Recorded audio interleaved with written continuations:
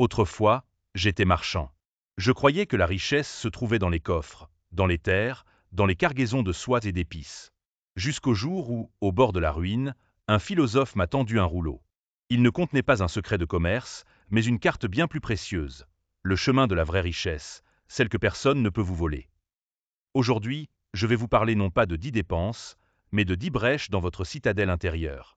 Ce sont des failles par lesquelles votre énergie et votre liberté s'écoulent, chaque jour, sans que vous ne vous en rendiez compte.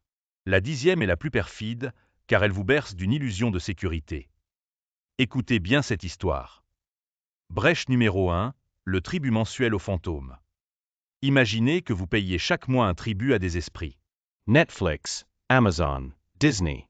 Ces esprits vous promettent des divertissements, mais souvent, ils habitent des temples vides que vous ne visitez même pas. Vous les laissez puiser dans vos ressources par habitude. Le sage demande, cette dépense fortifie-t-elle mon esprit ou mon corps? Si la réponse est non, elle appauvrit votre âme. Brèche numéro 2, l'autel de la paresse sacrée. Uber, Glofo, Jumia. Vous érigez des autels à la déesse de la commodité. Je suis trop lasse, dites-vous.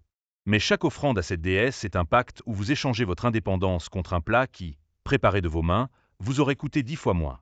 La vraie force naît de l'effort, pas de la facilité. Brèche numéro 3, les pèlerinages vides du week-end.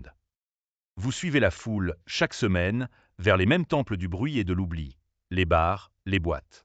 Vous croyez vous délasser, mais vous ne faites que vider votre bourse pour engraisser celle des prêtres de ces lieux. La véritable détente est dans le calme, la lecture, la marche. Elle est gratuite. Brèche numéro 4, l'armure dorée de l'imposteur. Vous achetez des vêtements, non pour vous protéger des éléments, mais pour impressionner des inconnus. Vous portez une armure si lourde et si chère qu'elle vous épuise.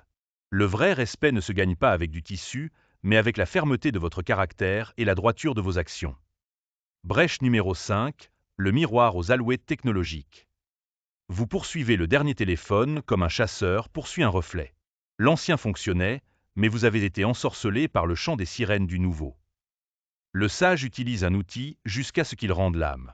Il ne se laisse pas distraire par l'éclat superficiel de la nouveauté. Brèche numéro 6, le char de guerre pour un voyage au marché.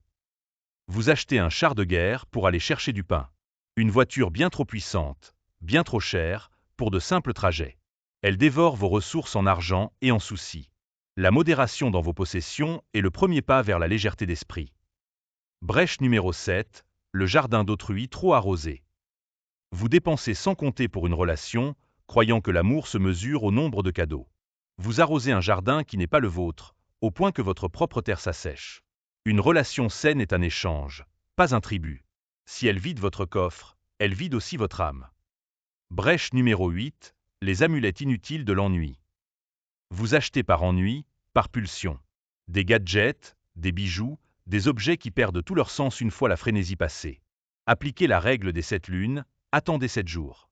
Si le désir est toujours là, alors peut-être. Sinon, ce n'était qu'un fantôme de désir. Brèche numéro 9, les voyages du papillon. Vous voyagez non pour apprendre, mais pour pouvoir dire « j'y étais ». Comme un papillon, vous effleurez les surfaces, collectionnant les images pour les montrer aux autres. Le vrai voyage est une transformation intérieure, pas une collection de tampons sur un passeport. Brèche numéro 10, le portefeuille troué. C'est la brèche la plus dangereuse. Vous gagnez de l'argent, mais vous ne le retenez pas. Il coule entre vos doigts comme de l'eau. Vous ne bâtissez rien pour l'avenir. Vous êtes comme un fermier qui mangerait toutes ses semences et n'aurait rien à planter pour l'hiver suivant. La vraie richesse ne vient pas de ce que vous gagnez, mais de ce que vous ne dépensez pas et que vous faites fructifier. Voilà. Ces 10 brèches ne sont pas des condamnations, mais des invitations à inspecter les murs de votre propre forteresse. La fortune extérieure est capricieuse. La fortune intérieure, celle de l'âme qui se connaît et se maîtrise, est la seule qui compte vraiment. Maintenant, à vous. Laquelle de ces brèches allez-vous commencer à colmater aujourd'hui? Partagez-le, non pas pour moi, mais pour activer